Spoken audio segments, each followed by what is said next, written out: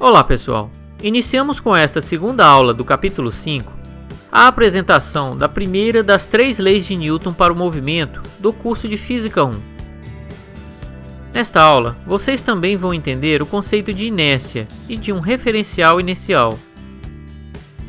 Para entender a primeira lei, vejam esta simulação.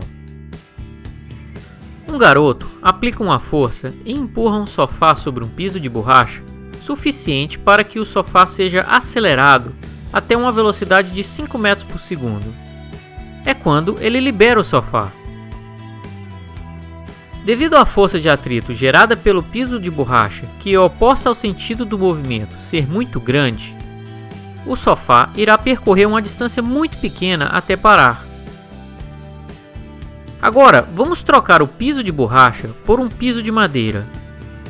Se o garoto empurra o sofá com a mesma velocidade inicial, o sofá percorrerá uma distância maior, devido à força de atrito ser menor.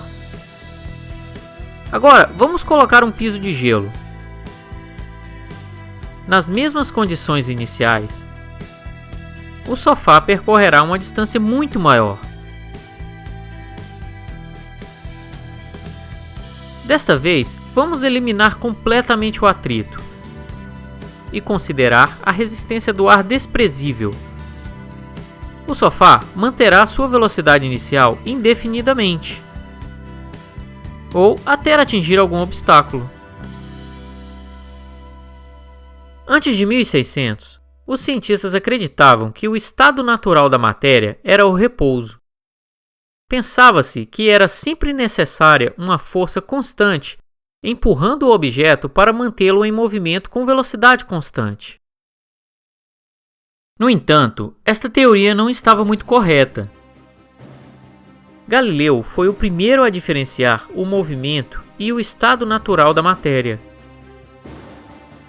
Ele raciocinou que se pudéssemos remover todas as forças externas que atuam sobre um corpo, como o atrito, a resistência do ar, entre outros, a velocidade do objeto nunca se alteraria.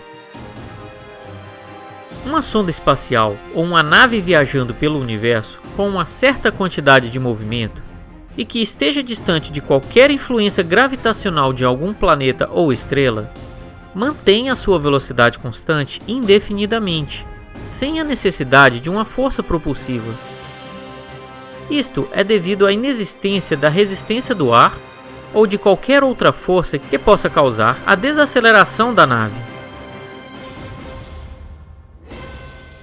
Este novo conceito para o movimento foi mais tarde formalizado por Isaac Newton, através da primeira lei do movimento de Newton, que diz: na ausência de forças externas, um objeto em repouso permanece em repouso, e um objeto em movimento continua em movimento com velocidade constante.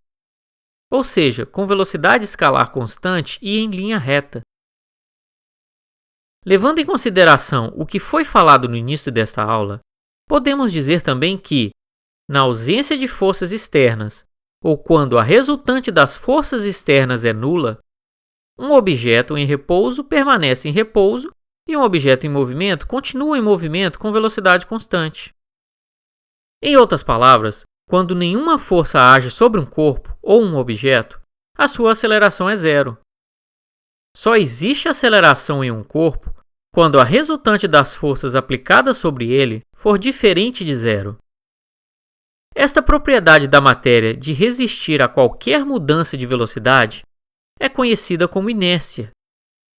Muitas vezes, a primeira lei de Newton é também chamada de lei da inércia.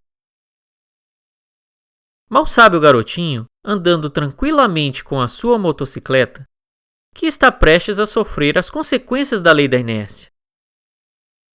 Após o impacto da motocicleta com a pedra, o seu corpo tende a permanecer em velocidade constante, até que uma força oposta ao seu movimento o desacelere.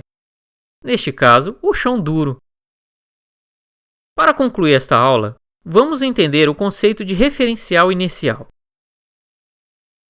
Para a primeira lei de Newton, tanto um objeto em repouso quanto um objeto em movimento com velocidade constante são equivalentes, devido ao fato de não possuírem aceleração. A primeira lei de Newton define um tipo de referência para servir como ponto de observação e análise. Esta referência é chamada de referencial inercial. O referencial inercial é aquele que não possui aceleração em relação ao objeto observado.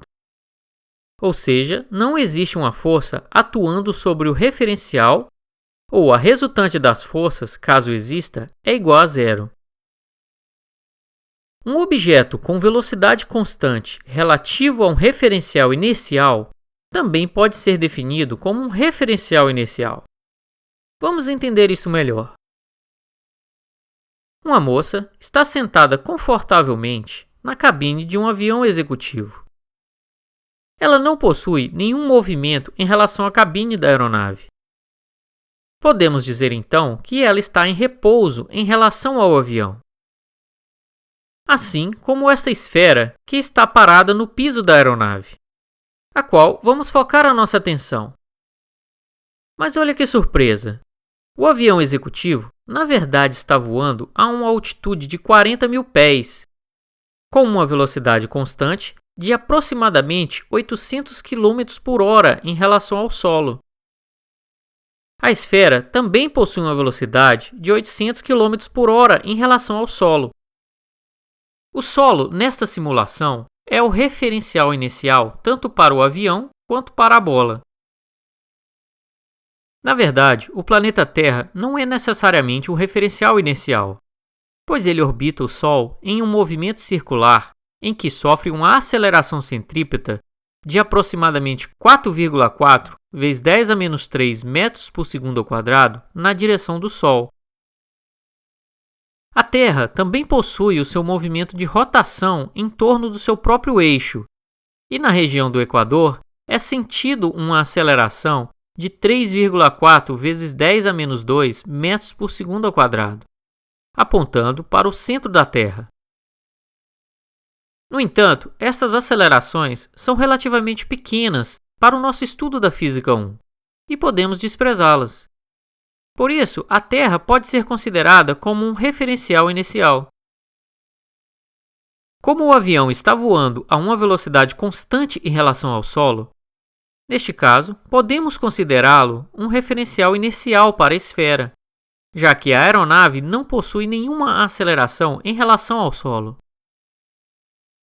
Agora, vejam o que acontece quando o piloto aumenta a tração dos motores e o avião é acelerado. Para a moça sentada na poltrona da cabine, a esfera adquiriu uma aceleração apontando para trás. Na verdade, a esfera tende a permanecer no seu estado inicial de movimento, devido à inércia. Quem acelerou foi o avião. Neste caso, o avião deixa de ser um referencial inicial para a esfera. Vamos terminando por aqui com esta aula. Não percam as próximas aulas, onde apresentarei as outras leis de Newton e os conceitos relacionados a elas.